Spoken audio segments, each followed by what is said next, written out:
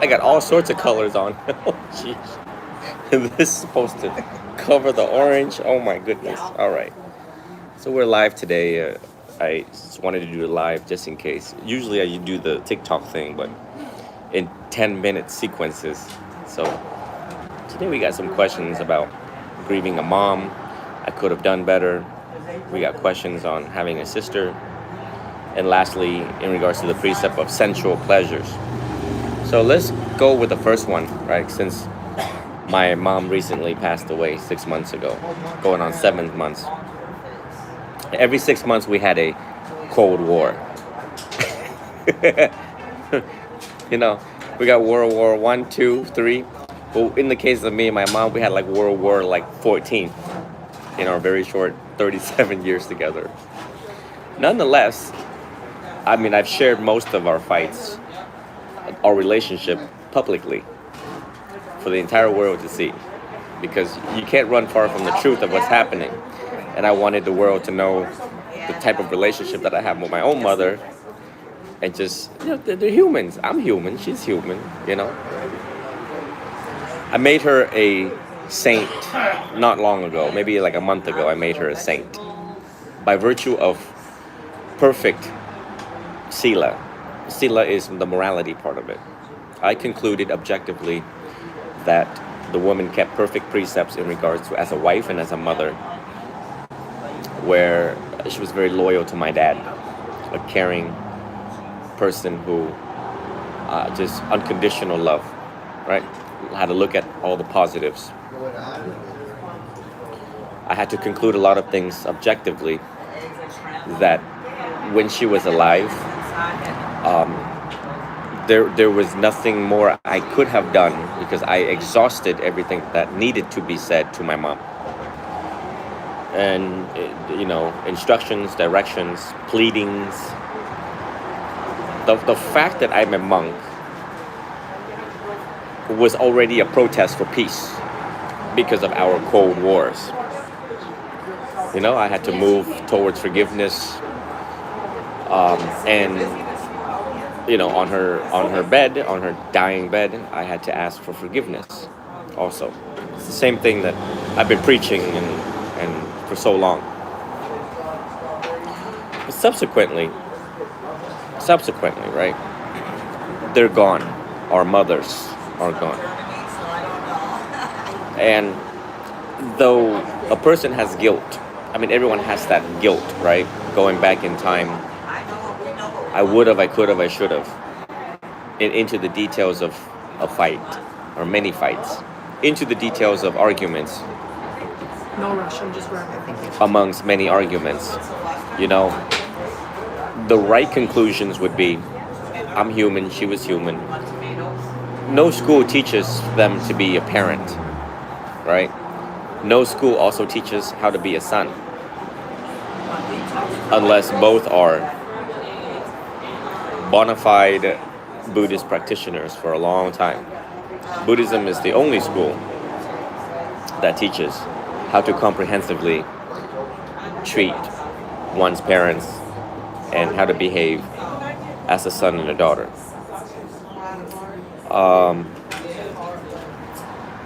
Realizing, I mean, even the Buddha's mother was called to heaven 7 days after giving birth to the Buddha. Now, this is what I think. This is what I think. I think that she's also a distraction to the Buddha. Okay, Maya. Her name was Maya, Buddha's mom. And so karma was like, you know what? Why don't you hang out over here, okay? And leave Buddha alone so he can do what he has to do. And we'll put you up in the heavens, and then you just hang out there until he goes and visit you, which he did. He went up to the demigods realm to teach the Four Noble Truths to her. But what does that tell us? It tells us that she had traces of ignorance. If she wasn't ignorant, why would he feel the need to teach her the Four Noble Truths up in the heavens? Okay. Then when it came to the ordination of women, the Buddha said, women are like weeds in a perfectly nice patch of field of grass. So again, it gives you clues that they're not very well behaved humans, right? Okay. I am in support of women's ordination. I've been in support of women altogether. I don't discriminate. I don't have prejudice or bias. We are who we are. So are men. Men and women equally ignorant. Men and women have equal capacity to become arahants, right? Actually, women are more into spirituality more than men, right? And they support us more in every aspect and form. So they have my humongous thumbs up.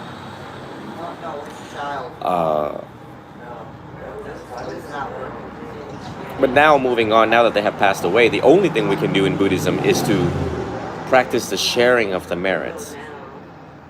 Sharing of the merits. Yeah.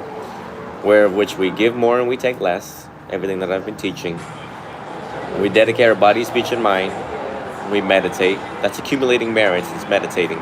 Accumulating merits is keeping the precepts. All right? And then you go to a monk and you say, I want to dedicate these merits.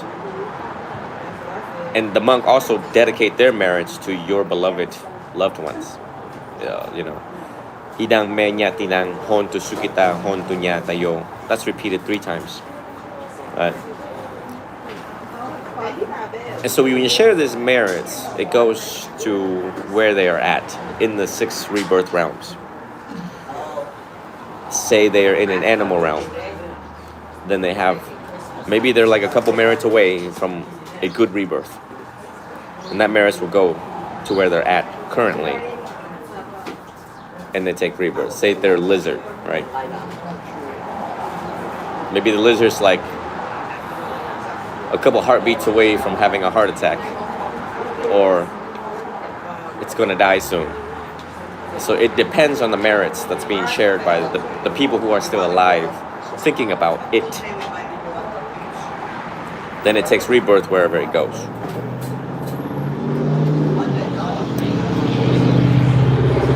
And then we try to become an arahant. We try to become an arahant so that we can visit them in the realm that they are at. And we can teach them the Four Noble Truths where they're at, like the Buddha did. I have no doubt I'll see my mom again, whichever realm she's at. My job is to cultivate myself as an arahant, right? Just like the rest of you. Right? That's the best thing you can do. Then that's how you kind of move on and not regress backwards. You guys want more coffee? I think I might. Yeah, I think I want to take the toast to go.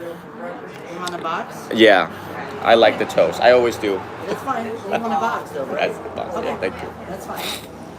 Quite attached to the toast. Sorry, I'm talking to a student. I can't answer questions yet. Okay.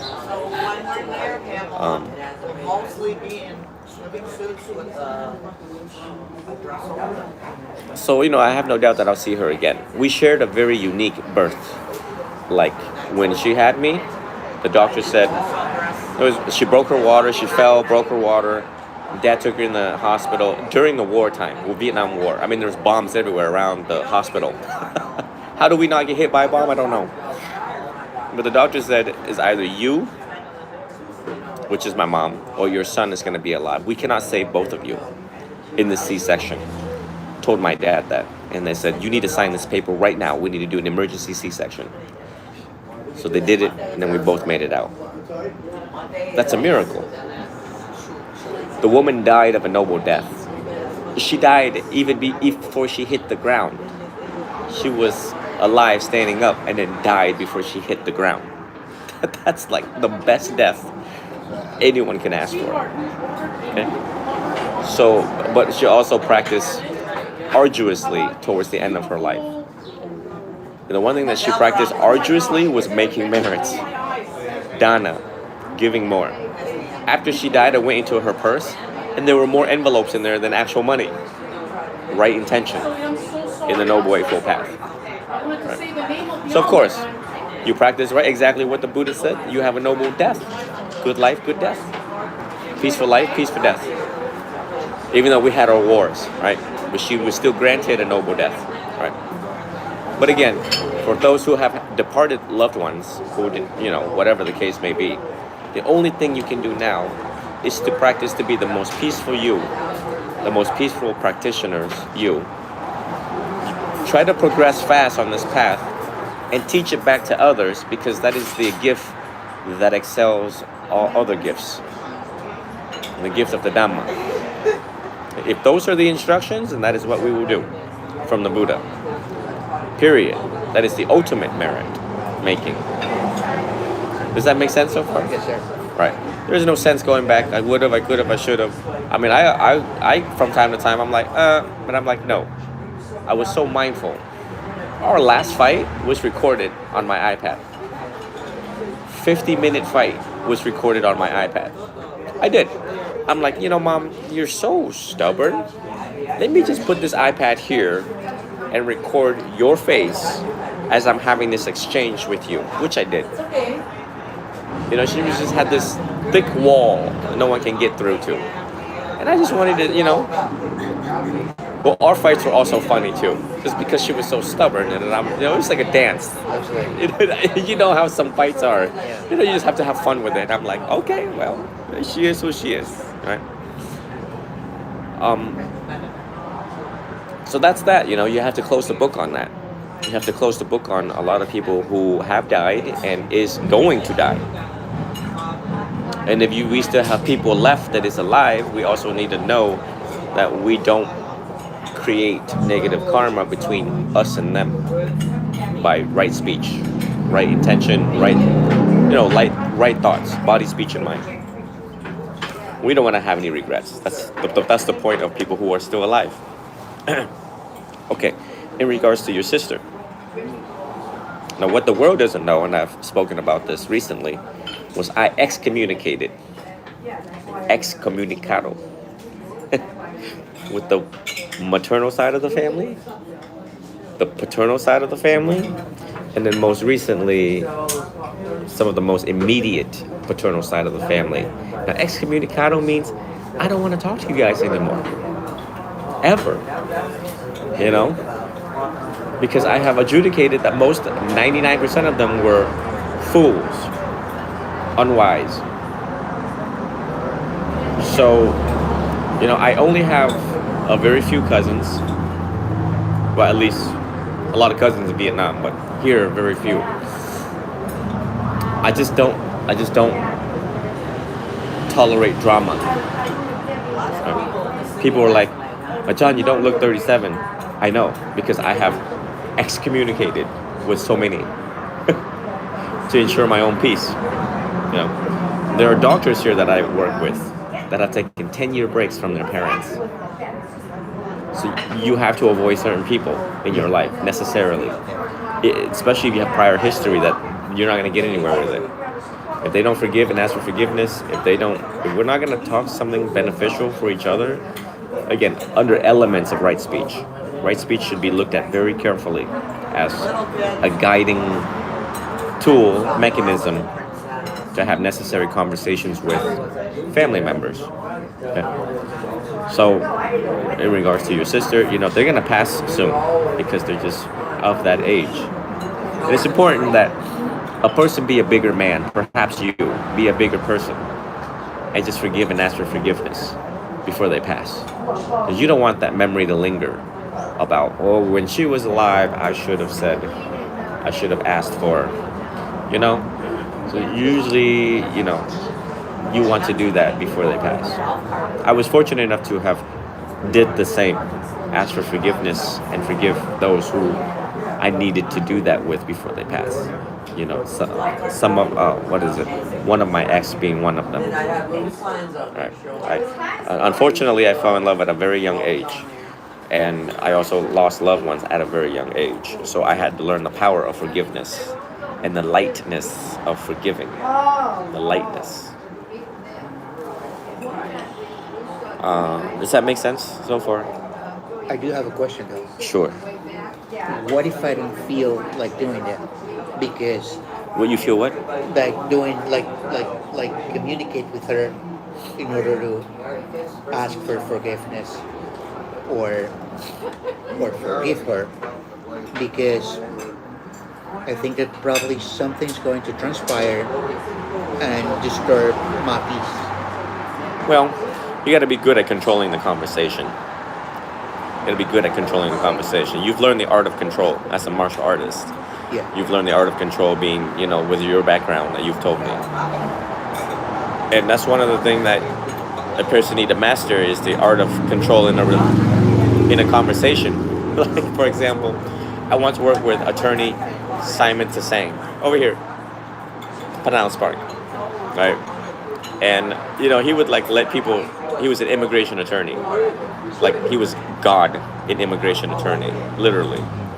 He would let people talk for 10 minutes, and then after that, he wouldn't let no one talk anymore. He just explained, "This is the problem. This is how I'm going to solve the problem. This is how much it is." And then he's like, "Have a good day." The art of controlling the conversation where it needs to go. Likewise in Buddhism, you usually state your intention, but hey sis, how you doing? Yeah, you doing good? Right. So today is a very important day that I'd like to talk to you about this. And I'd like for you to just listen for a minute. Okay. You're not getting any younger.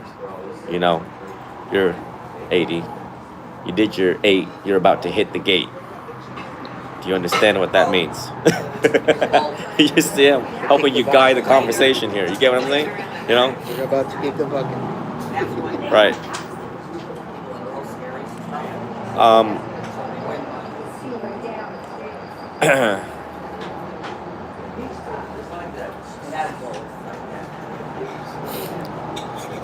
So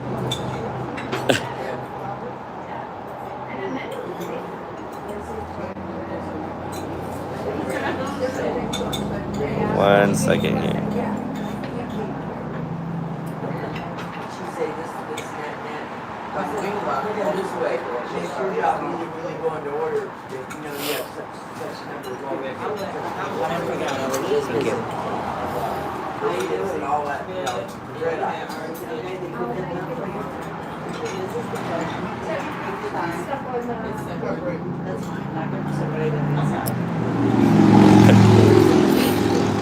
Okay.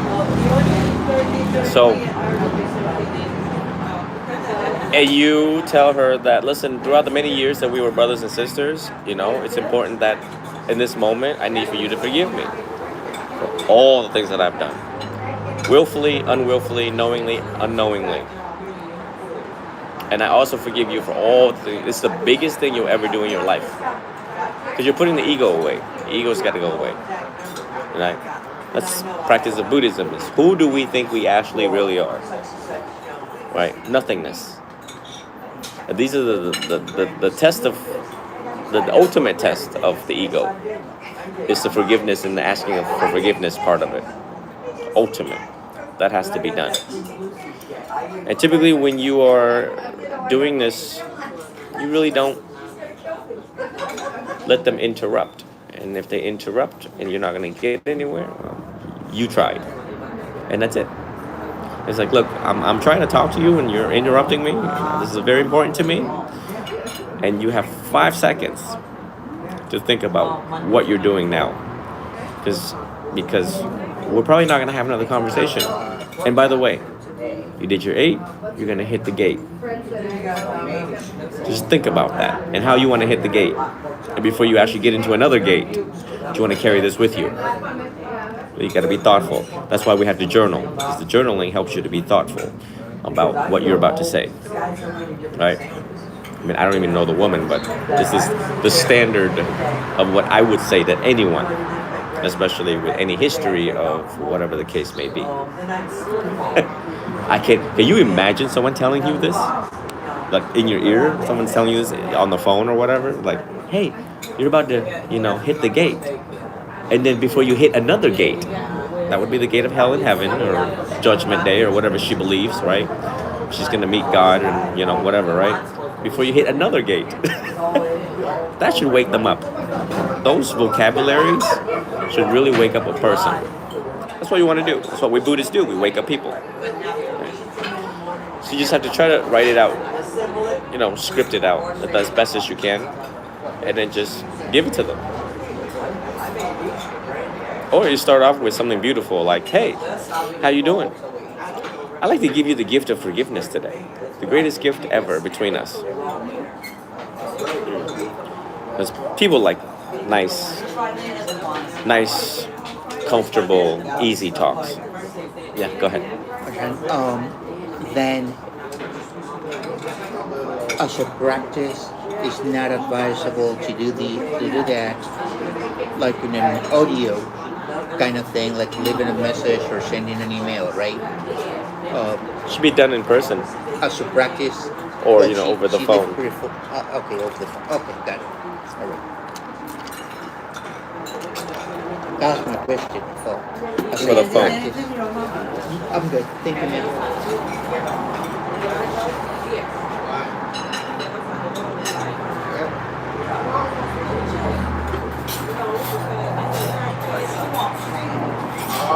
Only Buddhism teaches people how to talk this way. It's the study of communication is just thereafter, recently.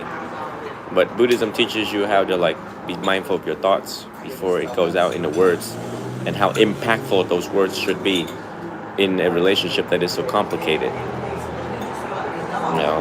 It's not easy, but a lot of people are running out of time. You have to do this. I had to do this with the one that used to love me. I had to go to her at hospice in Pinellas Park, and she suffered a stroke. And half of her face was paralyzed, half of her face was still working. And I said, "Listen, we fell in love when we were really young. I didn't know what I was doing. You didn't know what you were doing. And right now in this moment, I need you to tell me you forgive me." Funny part was we never took any pictures. That was the only picture we took together before she died, was in hospice. And half of the smile was, and then half of the face was.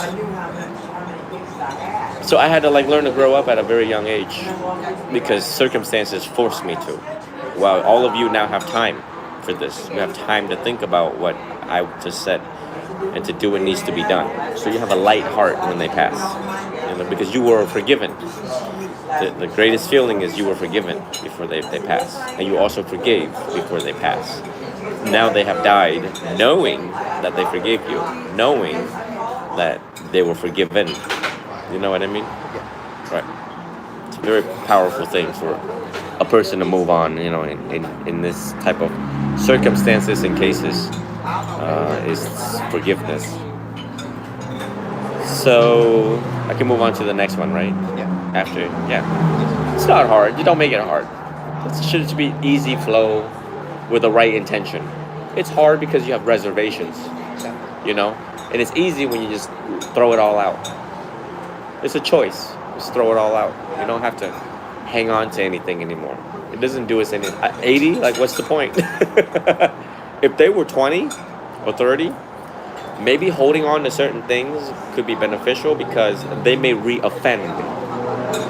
Keyword re-offend. But if there is no possible chance that they have no energy to re-offend at 80. What is she going to do? So there's just no point anymore. Some people like to re-offend, so you have to kind of remember their offenses.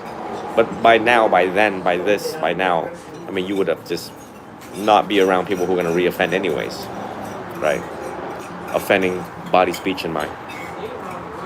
So, number 3, the last question was on sensual pleasure. How do I let the drive go, the sexual urge and drive go? Ajahn Chah struggled with this personally and publicly spoke about this.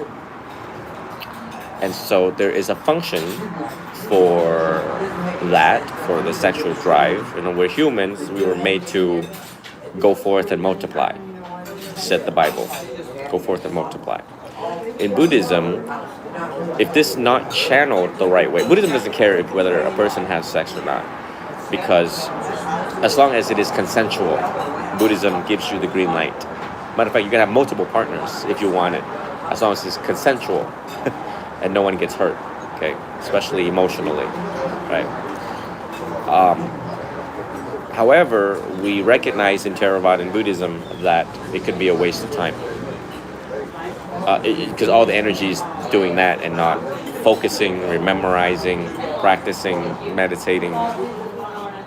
So the cure for this, or the treatment and cure for it, treatment first and then cure later, would be Asubha Bhavana, meditation on the 32 parts of the body, 32parts.com. So if you want to revisit that, 32parts.com, it is in sequential order. But pretty much what you find attractive, you find the unattractive nature of it. Also, seeing the three marks of existence in the act alone is that it is not always satisfying. It changes, and rarely is it under your control. The entire process of the act of sexual pleasure doesn't last forever, changes, and rarely under your control. It's not always satisfying. You can see that. I mean, everyone's done it, including myself, before becoming a monk. It's not always satisfying. It's subject to change, and rarely is it under your control. The human body just does its own thing.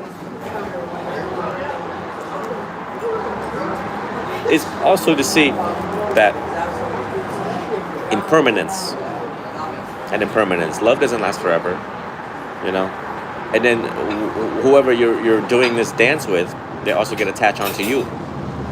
You can get attached onto them. You can get physically attached onto them. You can get emotionally attached onto them, and vice versa. So nowadays they got these things called friends with benefits. It's a really hard thing to keep the boundaries because someone always gets attached, right? So the idea of becoming an arahant, or climbing the ladder of progression, of advancement spiritually, helps a person not revert back to anything that could distract them from the spiritual path, And you have so much readings to do, especially the book that you got. Well, I actually wanted you to read the Hising Young book first before you hit the life of Buddha, because the Hising Young prepares you for the life of Buddha. The biography of Sakyamuni prepares you for the life of Buddha in accordance to the Pali Canon. Because the Pali, the book that you took a picture and showed me, it just punches people. Hard.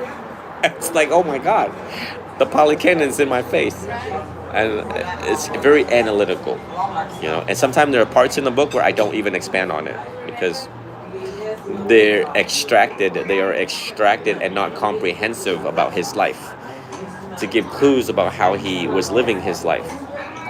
So don't be surprised if you come across certain things that you highlight, and then I'm like, I'm just going to tell you this about it, but not go in depth to it, because we have to borrow from other teachings for you to understand comprehensively, right? So don't be surprised, because it's a good book, but it's also not a good book. It's too academic at times. But the Hising Young is a very basic 10th grade level book that just gets you so excited about the life of Buddha. That's more enjoyable, pleasurable reading. Eases the mind. Something to look forward to every chapter, rather than the life of Buddha according to the Pali. Yeah. But that's pretty much about it. When you don't think about it, it doesn't come up. When you don't act on it, it doesn't come up. But if it does come up and you want to do what you want to do, you just know that there's responsibility in that and there's consequences in that. And again, according to the time that a student has, if you were in your 20s, but if you're not in your 40s, and if you're 40 and below or 40 and above, you got to think about you have 84,000 teachings to master, right? And the one question I had for you was, you asked about meditation. Where did you practice loving kindness? Metta? I didn't go with the instructions, but I went with the instructions that I received over there. Yeah. Because I didn't have the time to read the recommendations that you gave me. But I did try to. I meditated.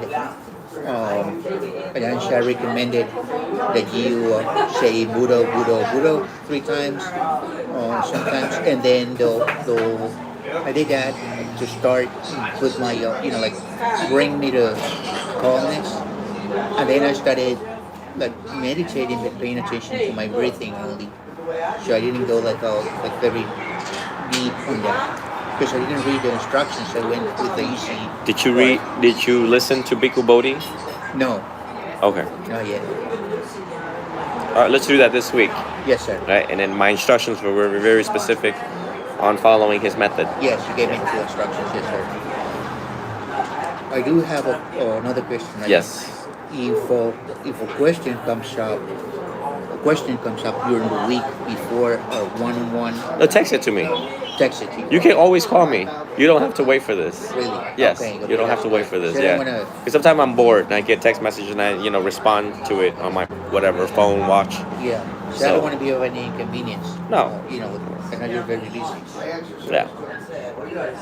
My schedule's been pleasant lately, so it's not. And if I'm busy, you just don't get a text back. That's how you know I'm busy.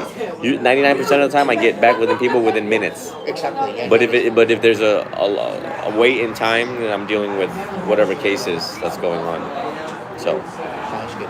yeah. And once again, I'm very grateful for your time and for taking me as a student. And the reason why we leave meditation last is because all this right here is cognitive stuff that is pending, that's on your shelf. Yeah. And if the shelf doesn't get cleared, and when you meditate, it just comes back. Exactly. You would be everything that you're asking me. It would come back when you're trying to. Yeah. You can't really meditate. So Exactly. we're trying to clear the shelf so that we can go into meditation on a more clearer clarity, lighter, right? No, nothing heavy, and it's difficult for the mind to jump backwards. Right. And as I give these recommendations, you're able to know how to challenge when it does come back in meditation. Exactly. And it's Okay. giving me a sentiment. It's not even an emotion.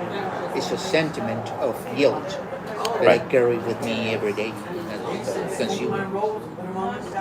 Yeah, Thank you so much for that. very good, very good. You working today, right?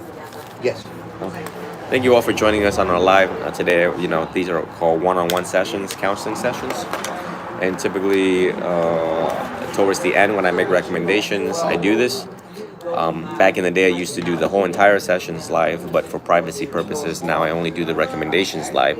And I hope that people would able to identify if they're in similar situations. Those who would like to reach out for counseling, I counsel for free on my Facebook or my link tree on the page. Thank you for joining, and I promised all of you I was going to do teachings for Halloween, which already passed yesterday. So hopefully today I can have some time to do some teachings on Halloween, on the hungry realm, the hungry ghost realm, and honoring the dead, which I did part of that earlier in this session.